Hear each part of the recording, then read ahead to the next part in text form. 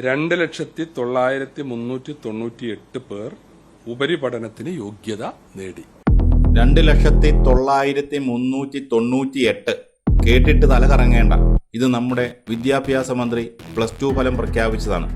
പരീക്ഷാഫലത്തേക്കാൾ വലിയ troll പൂരമാണിപ്പോൾ social മീഡിയയിൽ. 2,998. കേൾക്കുമ്പോൾ ചെറിയൊരു കൺഫ്യൂഷൻ തോന്നാം.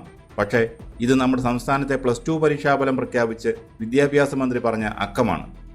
സമൂഹ മാധ്യമങ്ങളിൽ ഇപ്പോൾ ഇതിൻ്റെ പേരിൽ ട്രോളുകളോട് ട്രോളുകളാണ്. കഴിഞ്ഞ തവണ ഇതേ സ്ഥാനത്തിരുന്ന് വി ശിവൻകുട്ടിയും സമാനമായ അബദ്ധം വരുത്തിയിരുന്നു. അന്നും ട്രോളന്മാർക്ക് ആഘോഷമായിരുന്നു. എന്നാൽ ഇതൊരു ട്രോൾ മെറ്റീരിയൽ മാത്രമല്ല. ഇവിടെ നമ്മൾ ഗൗരവമായി ചിന്തിക്കേണ്ട ചില ചോദ്യങ്ങളുണ്ട്. എന്തിനാണ് നമ്മുടെ മന്ത്രിമാർ തന്നെ നേരിട്ട് വന്ന് പരീക്ഷാഫലം പ്രഖ്യാപിക്കുന്നത്? ഇതൊരു PR സ്റ്റണ്ടാണോ, അതോ വെറും ഒരു മേനി നടിക്കലോ? വാസ്തവത്തിൽ എന്താണ് ഇതിൻ്റെ പിന്നിലെ ചരിത്രം? നമുക്ക് പരിശോധിക്കാം. ഇത്തവണത്തെ SSLC ഫലപ്രഖ്യാപനം നിങ്ങൾ ശ്രദ്ധിച്ചിരുന്നോ? മന്ത്രിസഭ രൂപീകരിക്കപ്പെടാത്തതിനാൽ ഫലപ്രഖ്യാപനം നടത്തിയത് വിദ്യാഭ്യാസ മന്ത്രിയല്ല.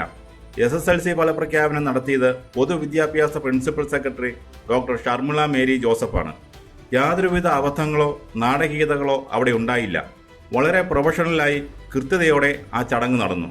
അതിലുപരി ഡോക്ടർ ഷർമിളയ്ക്ക് പണ്ടത്തെ SSLC പരീക്ഷയിൽ 3ാം റാങ്ക് ഉണ്ടായിരുന്നുവെന്ന വാർത്തയും പുറത്തു വന്നു. അത് ജനങ്ങളിൽ വലിയൊരു പോസിറ്റീവ് ഫീലിംഗ് ഉണ്ടാക്കി. വിദ്യാഭ്യാസ മേഖലയെ നയിക്കേണ്ടത് ഇത്തരം യോഗ്യതയുള്ള ഉദ്യോഗസ്ഥരാണ് എന്ന സന്ദേശമാണ് അത് നൽകിയത്. അങ്ങനെയെങ്കിൽ എന്തുകൊണ്ട് +2 ഫലപ്രഖ്യാപനവും ഉദ്യോഗസ്ഥർക്ക് വിട്ടുകൊടുത്തുകൂടാ? നമുക്ക് അല്പം ചരിത്രം പരിശോധിക്കാം. എപ്പോഴാണ് മന്ത്രിമാർ പരീക്ഷാഫലം പ്രഖ്യാപിക്കുന്ന ഈ രീതി തുടങ്ങിയത്? പണ്ട്, അതായത് ഇന്റർനെറ്റോ കമ്പ്യൂട്ടറോ ഇല്ലാതിരുന്ന കാലത്ത് പരീക്ഷാഫലം അറിയുക എന്നത് വലിയൊരു കടമ്പയായിരുന്നു. പരീക്ഷാഭവനിൽ നിന്ന് ഫലം തയ്യാറാക്കി അത് അച്ചടിച്ച് ഇറക്കുകയായിരുന്നു പതിവ്. ഇത് റിലീസ് ചെയ്യുന്നത് സർക്കാരിൻ്റെ വലിയൊരു ഭരണ നേട്ടമായി അക്കാലത്ത് കണക്കാക്കപ്പെട്ടിരുന്നു. പത്രങ്ങൾക്ക് തലേന്ന് തന്നെ ഇതിൻ്റെ കോപ്പികൾ കൊടുക്കും. പിറ്റേന്നത്തെ പത്രത്തിൽ പരീക്ഷാഫലം അടിച്ചു വരുന്നതിനായിരുന്നു ഇത്. അന്നൊക്കെ പത്രങ്ങളിൽ റിസൾട്ട് അച്ചടിച്ചു വരുമായിരുന്നു. 80കളിലും 90കളിലും ഈ പ്രവണതയായിരുന്നു ശക്തമായി ഉണ്ടായിരുന്നത്. TM ജേക്കബ് വിദ്യാഭ്യാസ മന്ത്രിയായപ്പോഴാണ് ഇക്കാര്യങ്ങളിൽ മാറ്റമുണ്ടായത്. ഫലം പ്രഖ്യാപിച്ച ശേഷം മന്ത്രി റാങ്കുകാരെ വീട്ടിൽ പോയി അഭിനന്ദിക്കുന്ന പരിപാടി തുടങ്ങിയത് ജേക്കബാണ്. ടെലിവിഷൻ ചാനലുകളുടെ വരവോടെയാണ് എല്ലാം മാറി മറിഞ്ഞത്. ടെലിവിഷൻ ചാനലുകൾ ലൈവ് കൊടുക്കാൻ തുടങ്ങിയതോടെ ഇതൊരു വലിയ മാധ്യമ വിരുന്നായി മാറി. വിദ്യാഭ്യാസ മന്ത്രി പത്രസമ്മേളനം വിളിച്ച് ഫലം പ്രഖ്യാപിക്കുന്നത് ഒരു പതിവായി മാറി. വിജയ ശതമാനം കൂടിയാൽ അതിൻ്റെ ക്രെഡിറ്റ് എടുക്കാൻ രാഷ്ട്രീയ നേതൃത്വം ശ്രമിച്ചതിൻ്റെ ഫലമാണിത്. അക്കങ്ങൾ തെറ്റിക്കുന്നത് മനുഷ്യ സഹജമാണ്, അതിനെ നമ്മൾ കുറ്റം പറയുന്നില്ല. പക്ഷേ ഇവിടെ പ്രശ്നം മറ്റൊന്നാണ്. പരീക്ഷാഫലം എന്നത് ലക്ഷക്കണക്കിന് കുട്ടികളുടെയും രക്ഷിതാക്കളുടെയും അധ്വാനത്തിൻ്റെ ഫലമാണ്. അത് പ്രഖ്യാപിക്കേണ്ടത് ഒരു ഭരണപരമായ ചുമതല മാത്രമാണ്. അതിനെ രാഷ്ട്രീയ ലാഭത്തിനായുള്ള ഒരു മേനി നടിക്കൽ അവസരമായി മാറ്റരുത്.